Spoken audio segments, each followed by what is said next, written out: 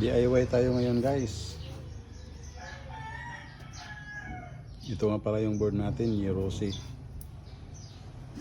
Ito ang isasalpak natin dito. Yung sa kabila, in order pa.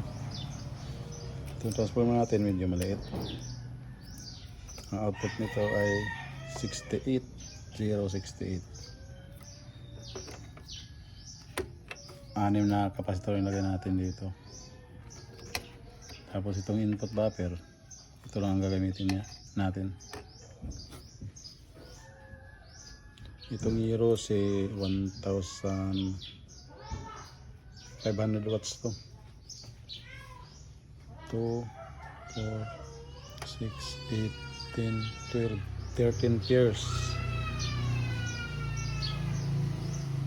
13 pairs yung transistor niya. Yun. Pang mid high natin to.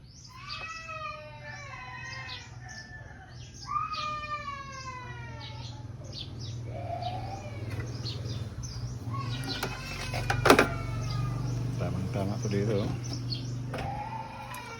Saktong sakto. May kulang pa ng pisa. So yun.